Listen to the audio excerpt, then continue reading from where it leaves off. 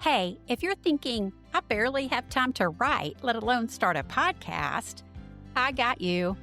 My Start Your Author podcast checklist helps busy writers like you start a podcast without sacrificing your writing time. No more guessing or Googling. Starting is actually the easiest part of podcasting, and with this step-by-step checklist, you can fit it in over the next 6 weeks or even next weekend. Stop letting uncertainty hold you back.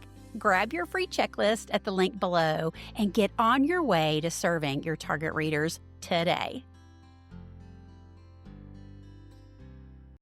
Are you tired of trying to make social media work for you as an author? I mean, the algorithms change so often, it's hard to keep up.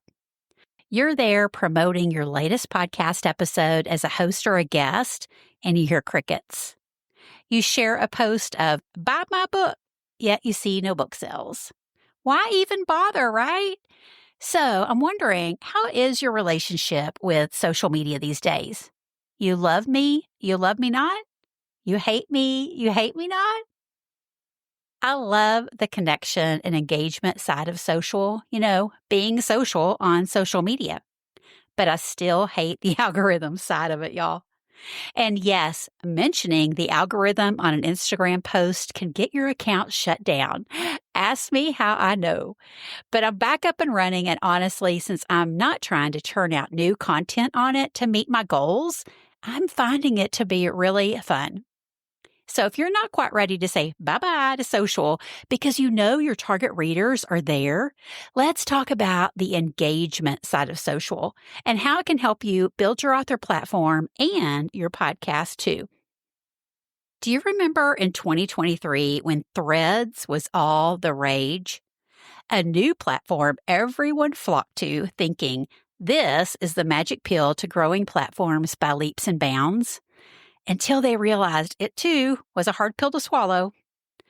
Because the truth is, no matter how hard you try, your followers might not see your post on social.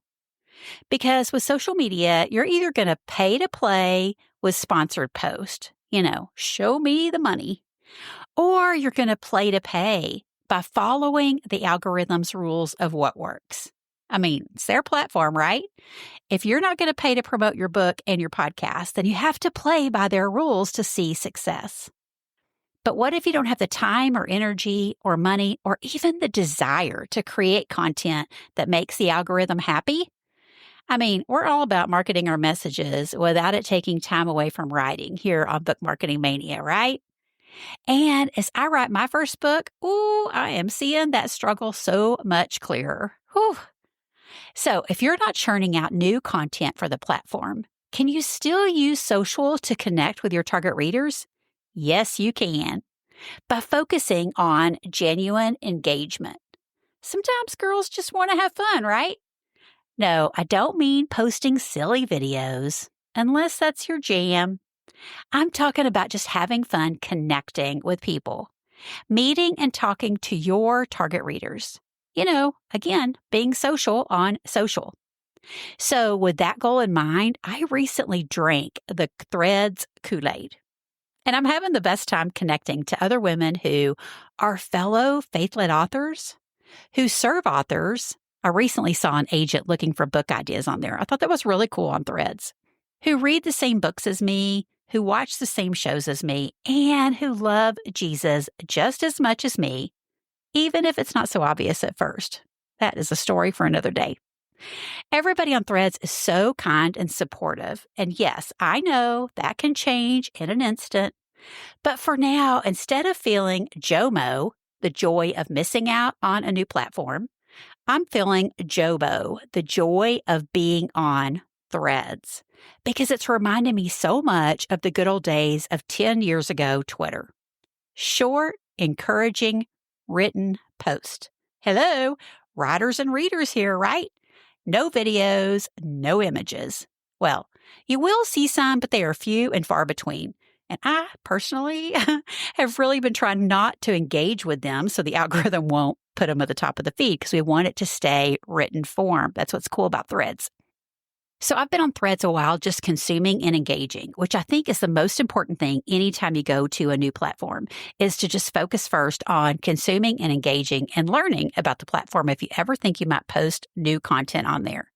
And I've just barely started posting some content. It's very irregular. I don't have any big follower goal. I'm just hoping to connect with new people. And it works. I don't always see likes and follows, but I receive sweet DMs in my Instagram.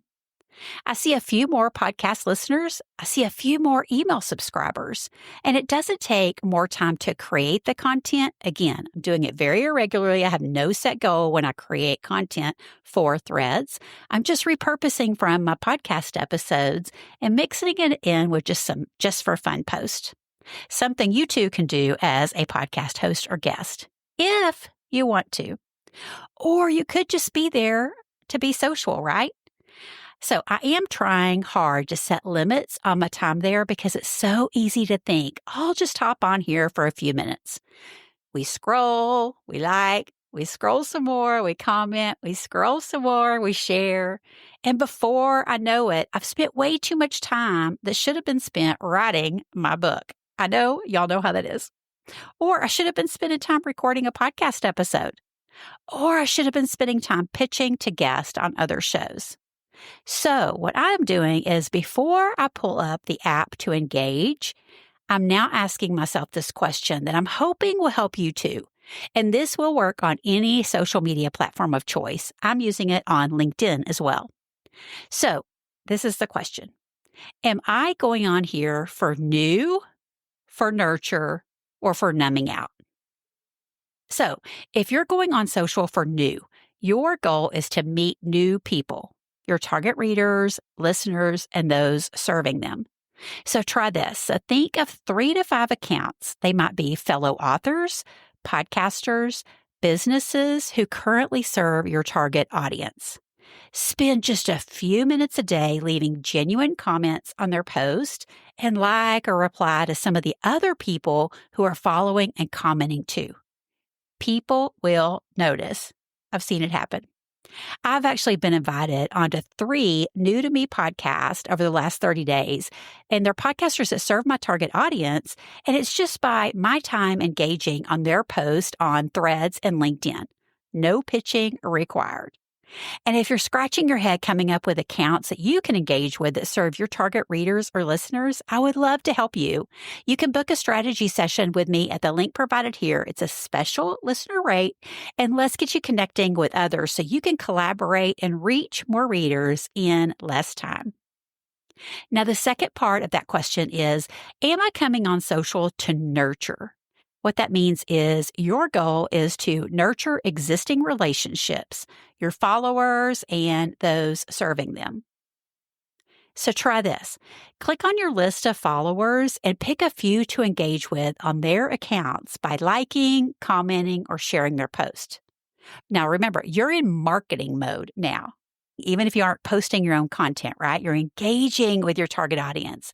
So we want to skip our friends for now, right? We're not on there to socialize with our friends. We're on there to socialize with our target readers, unless your friends are your target readers too. Just make sure you don't spend all your time there. Make sure you're still spending your time with your other followers too.